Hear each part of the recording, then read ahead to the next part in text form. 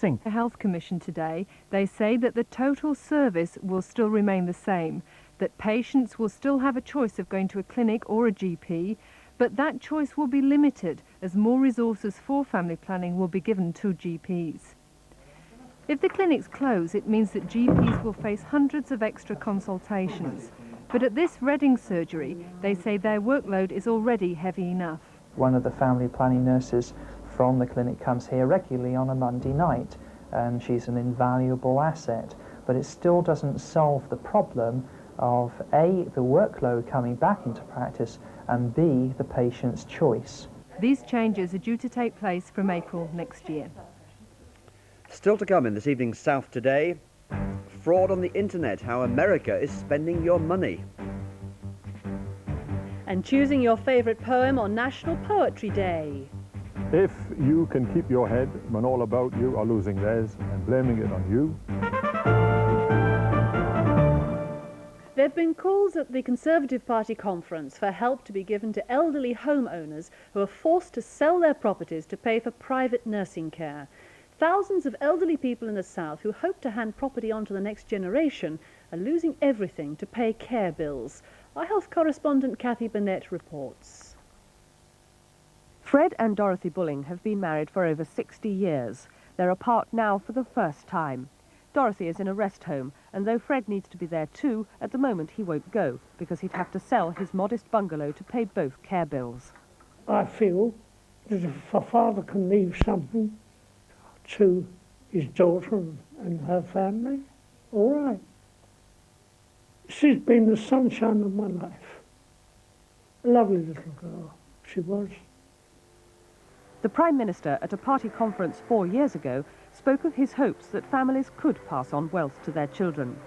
I believe that personal prosperity should follow the same course. I want to see wealth cascading down the generations. I believe we must go much further in encouraging every family to save and to own, to extend every family's ability to pass something on to their children. But in reality, it's a matter of chance whether or not you can pass on your wealth. More people are surviving into old age. Once, about a quarter of long-term care was in hospital, free. Now it's down to 10%. If you have assets over £8,000, you must pay for your own care. The Bullings, now great-grandparents, wanted to pass on the fruits of their thrifty life. But Mr. Bulling's daughter neither hopes for nor wants her inheritance. You always want to leave your children something. That's part of family life, really. But if he leaves me this house, he's going to put me, in 15 or 20 years' time, in the same position that he's in. The only way for Mr. Major to help elderly homeowners is by raising the £8,000 asset limit, and in the long term by offering tax incentives to encourage people to make their own provision. Right-wingers are unhappy with this too. If you go down that route, then the net effect of it all, after all said and done, is to transfer money away from taxpayers and into the hands of beneficiaries of wills.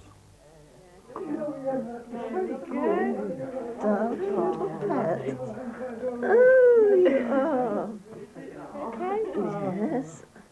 God, I hope he doesn't make it to 88. No. No. There's no fun in getting old. Tens of thousands of elderly people are in the same situation as the Bullings. In his conference speech today, Chancellor Kenneth Clarke promised a budget for Middle England and the people who wanted to give their children a better start than they'd had themselves. But he may say that tax cuts, not free care in old age, is the best way to achieve that. Well, joining me now is Tony Bowers, a financial advisor with Touche Ross. Mr. Bowers, elderly people obviously feel cheated. They've paid in taxes and national insurance already as far as they're concerned. So how can they now shelter their assets so they don't have to spend them on long-term care? Giving it away, giving the assets away well before the nursing home care is needed. But they need to protect those assets, if they do, from children who get divorced, creditors of the children. Otherwise, the children could lose the money as well. There might be people sitting out there after hearing Kathy, they might say, well, what I'll do is I'll sell my house, spend the money, go on a world cruise, rent another house, and then the state will have to pay for me. You can understand that. Why should they allow the property to go to the state. We're talking about elderly people now, but is this problem going to get worse? What should the 30-somethings and 40-somethings of today be thinking about for the future? Well, I think there's a problem. I think it's a problem now. There isn't enough money to pay for the health care, and it's going to get worse. So what they've got to be looking at is either some sort of insurance products, those can be expensive, or alternatively look at the German system. The Germans recognise the problem, they see that there's a problem now, and there's going to be a bigger problem in the future, and they levy an additional tax on individuals. Now, John Majors is talking about cascading wealth through the generations. This policy that he has now seems to go against all of that. I mean, apart from that German idea, what are the options open to the government? Are they likely to change this policy? Well, as Cathy said, increase the limit from 8,000, increase it, or actually exempt the house.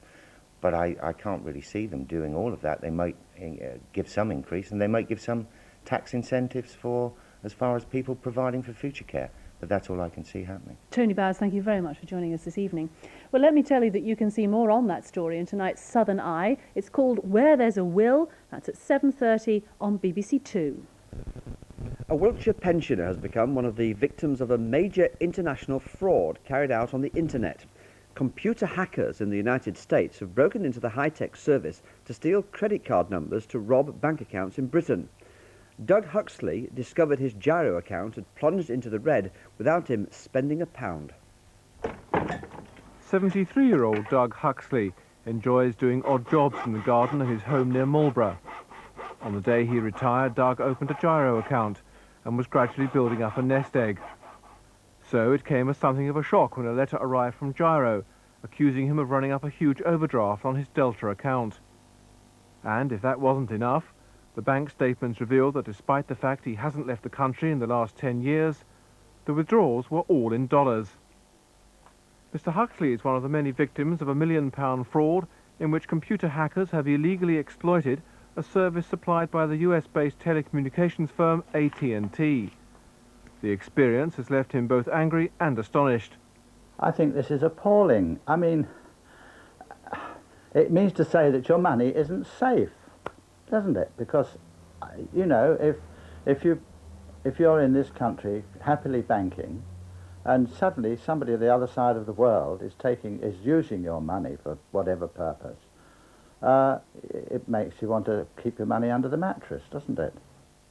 Hackers with access to the boxes through which messages are sent on the global computer system called the Internet are able to intercept credit transactions, steal the credit card number, and then use it to make phone calls or buy services. The bills then eventually find their way back to the innocent party's bank statement. Computer experts say the hackers are constantly breaking into financial systems and scanning the screens for credit card numbers. They will then use it to open up accounts in banks. They will make telephone calls with them, even purchase things. Quite often they will be fraudulent suppliers. They will actually put in the credit card transaction as if you'd bought something. So there'll be employees working for companies making a bit of money on the side. Gyro freely admits that the bank has been hit by a series of fraudulent withdrawals involving credit card numbers stolen from the internet. It says the service supplied by AT&T has now been suspended and that customers' accounts have been refunded. But Doug Huxley has had enough of credit cards and their hidden dangers, and he's taking no chances of becoming a victim again. Now, those hoping for a return of an Isle of Wight music festival next year are disappointed. An appeal has failed. Plans to hold an event next summer with up to 100,000 rock fans was thrown out by a magistrate from the mainland, but the organisers may now look for a venue elsewhere. The idea had been to recreate something of the atmosphere of the festivals held on the island 25 years ago, but organised this time in a way to cause minimal disruption to the islanders themselves. In the end, Magistrate Gareth Cowling, who visited the site at Tapnell Farm near Freshwater on Monday, agreed the event would put an intolerable burden on the island. I'm very delighted with the result. I'm obviously very relieved for myself personally, for my wife, my business, and all the other businesses that would have been affected. We had to consider the interests of all the islanders and the future development of the island, and we are pleased that the court has agreed with our view. The promoters say it's cost them £200,000 to come this far and lose. we've done all we could, we've spent all our money, we'll have to take our concert somewhere else. The island obviously doesn't need it. The company is now looking for an alternative site on the mainland. Now, just when you thought it was safe to go back into the water, be warned. A vicious, growling fish from the Mediterranean has been discovered breeding off the south coast. The triggerfish, which has been known to attack humans, is thought to have been attracted to our waters by warmer and cleaner seas. Time for a midnight snack at Portsmouth Sea Life Centre. But these fish aren't all they seem. Their strong territorial nature, powerful jaws and rat-like teeth make them a force not to be messed with. They have been known to attack humans, but there aren't many documented cases. I have heard stories of people being given quite horrific bites by triggerfish. They're quite inquisitive, so they like to nibble chunks off divers' fins, also nibble through air hoses, things like that. The discovery of these baby triggerfish in lobster pots in the Solent indicate they're breeding there. They can grow to 5 pounds and live on a diet of crabs and sea urchins. Somewhat unusually for fish, they also make a growling noise by grinding their teeth together. These scaly carnivores aren't a real threat to swimmers, just a timely reminder that our climate is changing. And how. And so, dear friends, we move to Poetry Corner. Yes, I must go down to the sea again, to the lonely sea and the sky, and all I ask is a tall ship and a star to steer her by. Shall I compare thee to a summer's day? That would be nice. Perhaps not. Well, you surely realise by now that it's National Poetry Day, but which is your favourite poem? Patricia Murphy went in search. Poetry Day got off with a bang in the south with a celebration of World War I poetry enacted at the Military Museum, Fort Nelson. The poems were recited by students from Chamberlain Park School, Southampton. Gas, gas, quick boys, an ecstasy of fumbling, fitting the clumsy helmets just in time, but someone still was yelling out and stumbling. True to form, the Living History Unit loved war poetry. But someone just like me that went across the sea and with my head and hands killed men in foreign lands. The German guns. Can you recite some for us? Yeah, certainly. Boom, boom, boom, boom, boom. Boom, boom, boom, boom. Boom, boom, boom, boom, boom. Tonight, the results of a poll to find the nation's favourite poem will be announced. So far, it looks like we are a dead poets society. If poetry is the new rock and roll, it's not poets of the new wave, because all the nation's favourites are rolling only in the grave. At number 3, old Wordsworth still knows how to pull the crowds, with his host of golden daffodils and wandering lonely as a cloud. At number 2, according to you, it's Walter Delamere, whose the listeners are still asking, is there anybody there? But the smart money for the winner has a resounding ring and plenty of rhyme and reason. It's If by Rudyard Kipling. The poem was written here at Bateman's House in Burwash, East Sussex, which is now a museum run by the National Trust. You have 15 minutes on your mark, get set, go. But fighting the tide of nostalgia, today at the Southampton Institute, budding poets competed to write a masterpiece in 15 minutes. Now is now. Carpe diem. Too late. But for one man, If by Kipling is more than just a poem. It's a way of life. If you can keep your head when all about you are losing theirs and blaming it on you,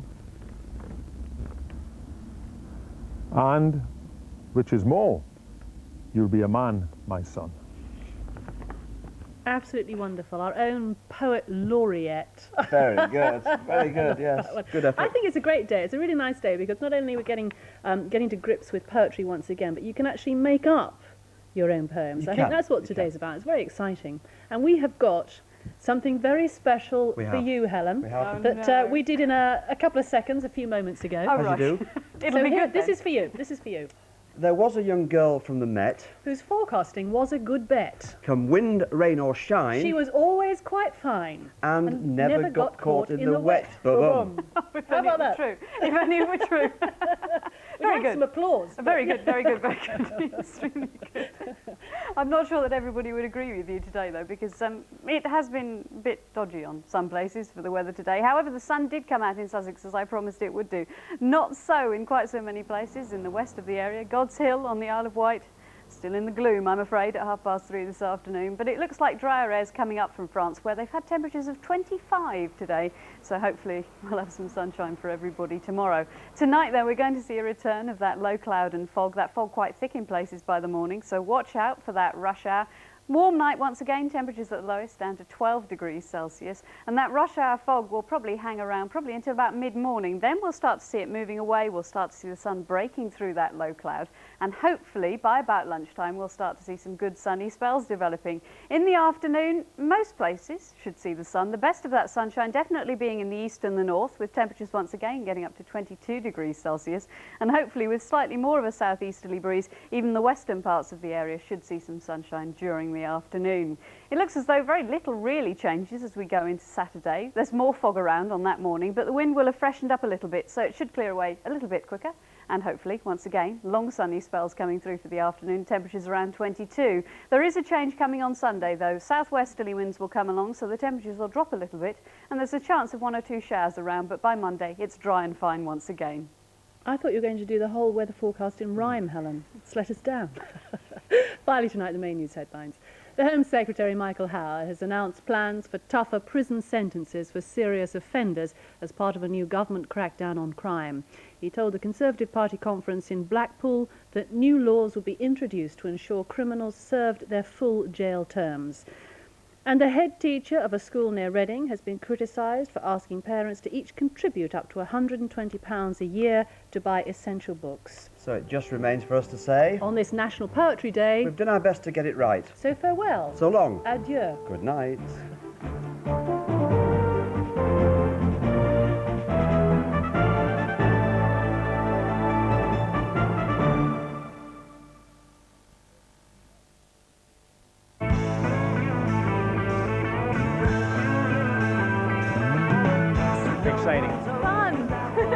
Can I interview you? If you want to be successful, you've got to be positive. Radio. I listen to the radio a great deal. Inject everyone with a sense of humour. And I like the fast life. There obviously are things I'd like to change, yes. You get better atmosphere on the radio. You can hear the difference.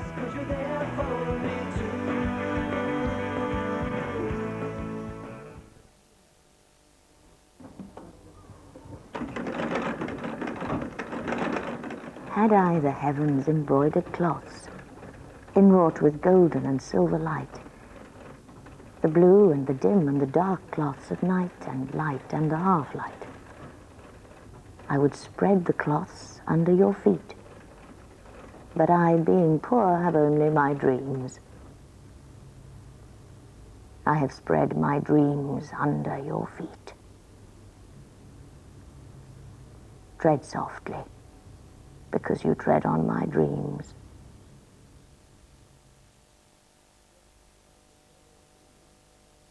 Today is National Poetry Day, and the lines have now closed on the nation's favourite poem poll.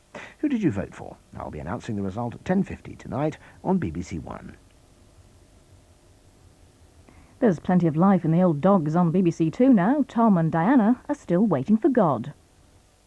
From Saturday, 21st of October, something's happening on BBC1. People try to put us down. My generation, baby. And as if that wasn't enough,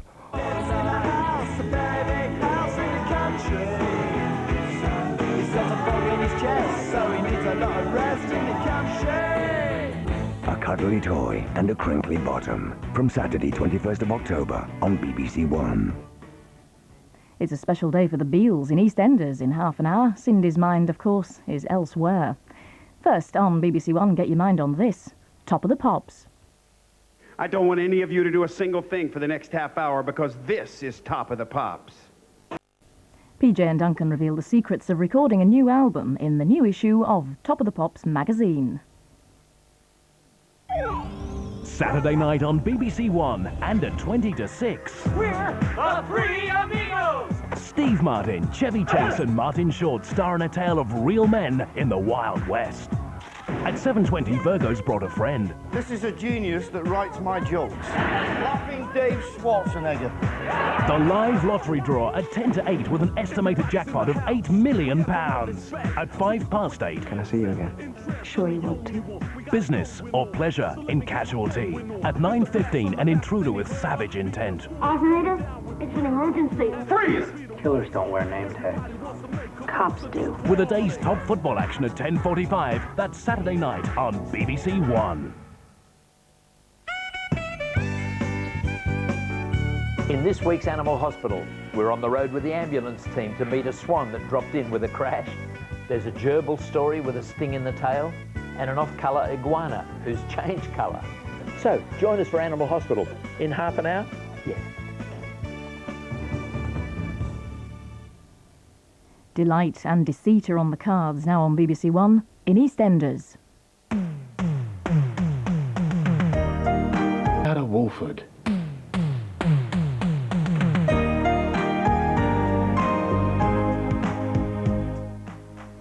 Patients, large, small and furry, are ready to be seen next on BBC1 in Animal Hospital.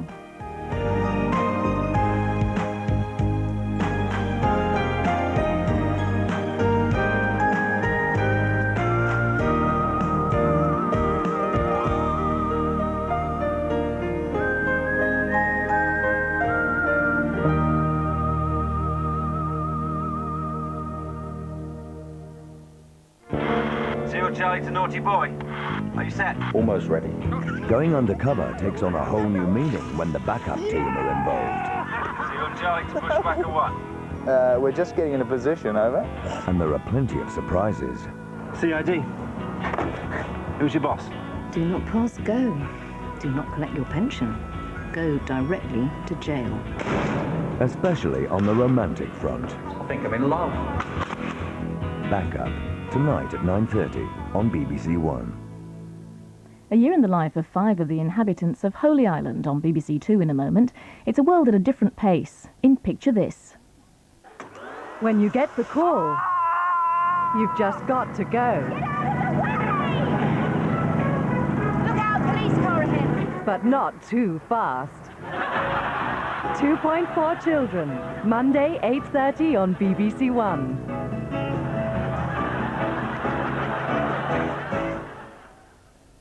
A problem shared means a full in tray for Maureen Littman in half an hour on BBC1. She's an agony aunt with attitude.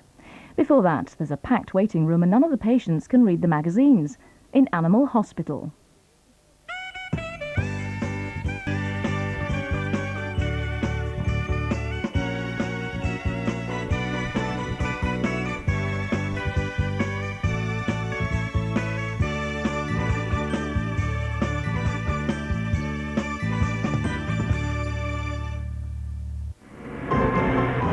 In this week's 999 Lifesavers, a walk along the beach that ended in a Coast Guard rescue, and how a human chain passed on first aid information preventing an accident from becoming a tragedy. 999 Lifesavers, tomorrow at 8 on BBC1. Steve Martin, Martin Short, Chevy Chase. Together they are... The Three Amigos!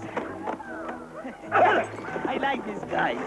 My little buttercup. Just kill one of them. Adios! Intrepid, invincible, in trouble. Three Amigos, Saturday 5:40 on BBC1. Jeremy Clarkson's on the brink of realising a life's ambition on BBC2 in a few moments. The car of his dreams is in top gear. Here on BBC1 now, proving that a friend in need is indeed a nuisance. Agony again.